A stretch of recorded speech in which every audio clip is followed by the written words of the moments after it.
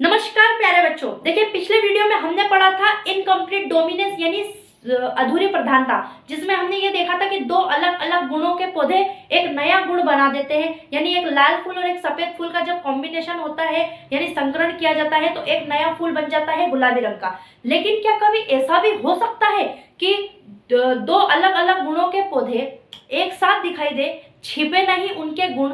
ऐसा हो सकता है? जी हाँ, ऐसा बिल्कुल हो सकता है। और इस चीज को समझने के लिए हम पढ़ेंगे कोडोमिनेंस, जिसे हिंदी में कहते हैं सहप्रभाविता।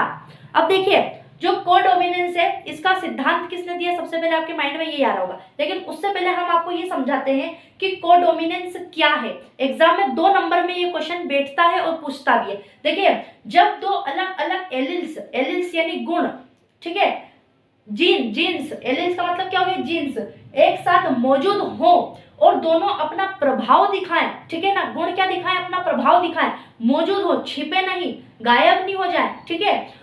तो इस घटना को कोडोमिनेंस कहते हैं। क्या कहते हैं? कोडोमिनेंस। अब इस पूरी लाइन का आपको अर्थ जब हम आपको पूरी तरीके से अच्छे से समझाएंगे तो आपको समझ में आ जाएगा। सबसे पहले ये देखिए सरल भाषा में, देखिए दोनों गुण दिखाई देते हैं, कोई भी छुपता नहीं है, ठीक है। दोनों ही गुण दिखाई देते हैं। जैसे मान लो एक लाल पौधा लिया, एक सफेद पौधा लिया, दोनों का संकरण कराया, ठीक है, कॉम्बिनेशन कराया, मिलाया दोनों को, तो इनका जो गुण है वो दूसरी पीढ़ी में दिखता है, छिपता नहीं है, तो उसे हम कोडोमिनेंस कहते हैं। अब आपको डिटेल में जाके समझाते हैं।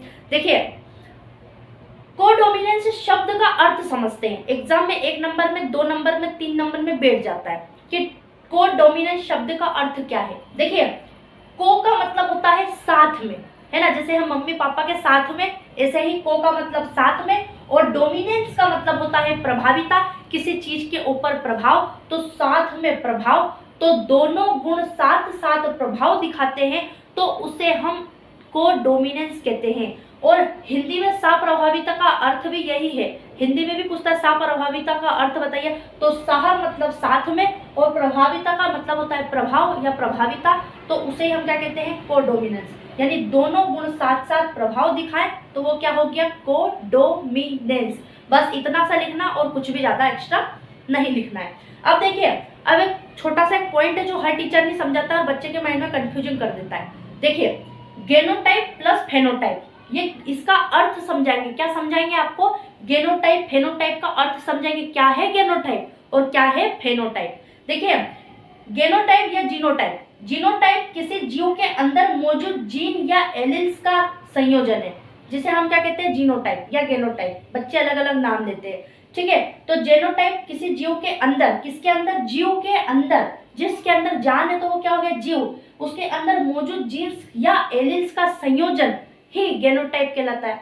अब देखिए फेनोटाइप, देखिए बाहरी रूप में गुण दिखाई दे, यानी किसी भी जीव के बाहरी रूप में, जैसे बाहर है ना, जो जीव जिंदा है ना, जो हंस रहा है, खेल रहा है, बात कर रहा है, तो उस जीव के बाहरी रूप में क्या दिखाई दे? गुण दिखाई दे, तो उसे हम फेनोटाइप कहते हैं। उदाहरण के लिए जैसे लंबा पौधा, सफेद फूल और AB ब्लड ग्रुप, ये सब कहाँ पर दिखाई देता है? बाहर दिखाई देता है, तो वो कहाँ आ गया? फेनोटाइप। क्यों? क्योंकि बाहरी रूप में गुण दिखाई दे, है ना। जैसे लंबा पौधा, सफेद फूल और ब्लड ग्रुप, ये कहाँ दिखाई दे रहे? बाहर।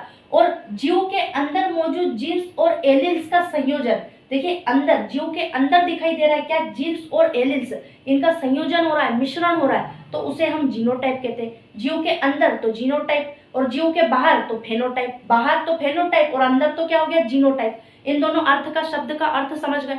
अब आगे चलिए, देखिए यहां से, देखिए मनुष्य में कोडोमिनेंस का एक अच्छा उदाहरण है AB ब्लड ग्रुप। क्या है मनुष्य के अंदर? एक अच्छा उदाहरण है कोडोमिनेंस का, जिस एक अच्छा उदाहरण एक वैज्ञानिक ने लिया था, कैसे करके? कोडोमिनेंस करके। देखिए पहले तो आपको ये समझाते हैं कि जो कोडोमिनेंस है, इस अर्थ का मतलब किसने निकाला था। देखिए, ग्रेगर मेडल ने आनुवांशिकता का मतलब दिया था, है ना, कि आनुवांशिकी क्या, यानी जेनेटिक्स।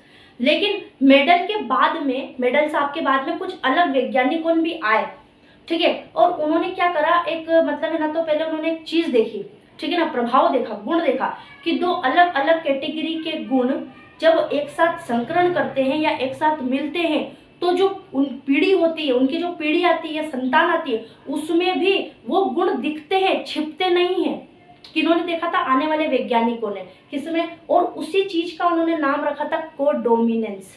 समझ गए आप? अब देखिए मनुष्य में कोडोमिनेंस का उन्होंने एक अच्छा उदाहरण दिया जिसका नाम क्या था? AB blood group. उन्होंने क्या करा?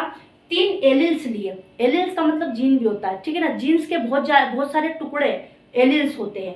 तो देखिए 3 एलिल्स लिए, पहला IA, दूसरा IB और तीसरा I। उन्होंने क्या करा? अगर इनका ही गेनोटाइप बने, ठीक है ना, जीनोटाइप IA प्लस IB, तो फेनोटाइप क्या होगा? AB ब्लड ग्रुप, है ना?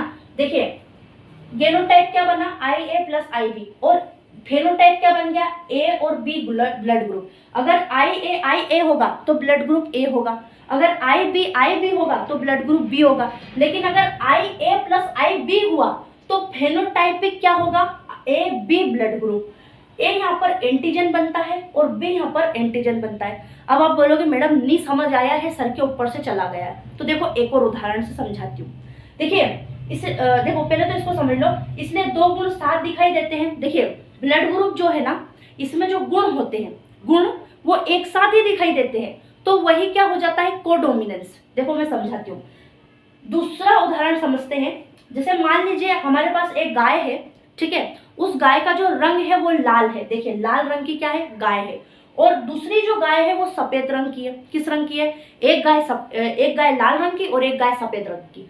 अब इन दोनों गायों के बीच में हम कॉम्बिनेशन कराते हैं, मिलान कराते हैं, या इन दोनों गायों के बीच में हम संकरण कराते हैं, तो इन दोनों गाय की होने वाली जो संतान होगी, उनके जो बाल होंगे वो लाल और सफेद होंगे। आपने अपने गली में, मोहल्ले में कई बार कोई गाय को घूमते हुए दिखा होगा, और उस गाय के जो बाल हैं वो लाल भी हैं और सफेद भी हैं, काले भी हैं और सफेद भी हैं, कॉम्बिनेशन में। मतलब कुछ गाय ऐसी दिखती हैं जो चितकबरी होती है ना, जिनके 3-4 रंग होते हैं, लाल सफेद, लाल काली, है ना? तो वो गाय कैसी होती है? चितकबरी गाय होती है।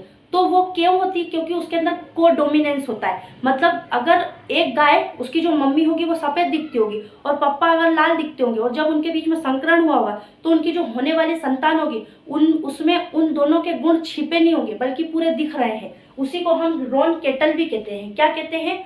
रोन केटल भी कहते हैं। एग्जाम में इसी से रिलेटिव 2 नंबर का 3 नंबर का क्वेश्चन फिर पूछता है कि बताइए इनकम्प्लीट डोमिनेंस और कोडोमिनेंस में अंतर बताइए। तो आप क्या लिखना कि इनकम्प्लीट डोमिनेंस यानी 2 गुण क्या होते हैं, जब एक साथ संकरण इनके बीच में होता है तो अगली पीढ़ी में अलग गुण दिखाई देता है। यानी लाल फूल और सफेद फूल का जब हम संकरण करते हैं तो पीढ़ी में गुलाबी फूल आता है ना? उसी जगह कोडोमिनेंस में क्या होता है? जब 2 अलग अलग कैटेगरी के गुण एक साथ संकरण करते हैं तो उनकी जो संतान होती है उसमें भी उनके गुण दिखाई देते हैं, छिपते नहीं है, तो उसे हम कोडोमिनेंस कहते हैं। आपके यहीं पे 2 नंबर पक्के हो जाएंगे एग्जाम में अगर आपने ऐसा पूरा लिख दिया तो। ठीक है प्यारे बच्चों, मिलते हैं नेक्स्ट वीडियो में। तब तक के लिए राधे राधे। और वीडियो कैसा लगा आप मुझे कमेंट में बताएं।